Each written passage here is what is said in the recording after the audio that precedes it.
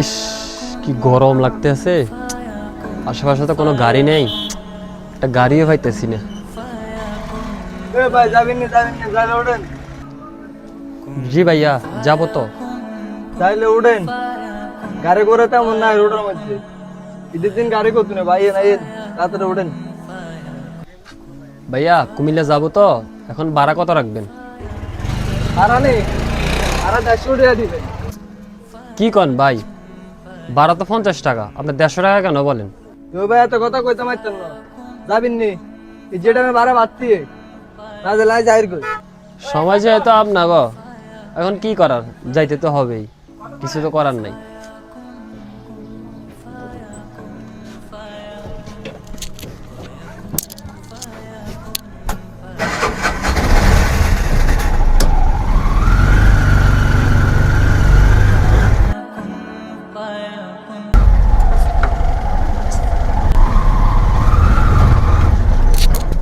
কিটো ভাই, কিটো ভাই গাড়ি মনে নষ্ট হয়ে গেছে ভাই। তোমার কি কোন ভাই? গাড়ি স্টার্ট না। ভাই গাড়ি স্টার্ট নয় না, কি বলেন? ভাই গাড়ি মনে নষ্ট হয়ে গেছে।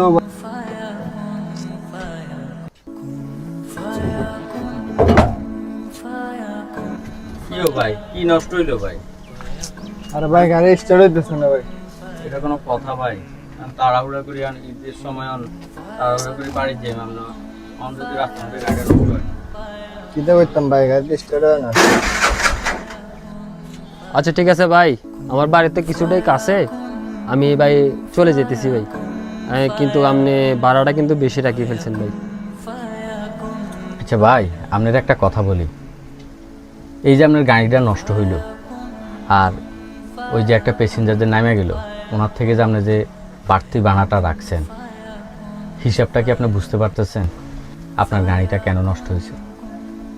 শুনেন, ঈদ মৌসুম হয়েছে দেখা আপনারা 10 টাকার জায়গায় 20 টাকা নিতে পারেন, কিন্তু অতিরিক্ত ভাড়া নেওয়ার কারণে হয়তোবা আল্লাহ তাআলা আপনার আজকে এই গাড়িটা নষ্ট করে দিচ্ছে।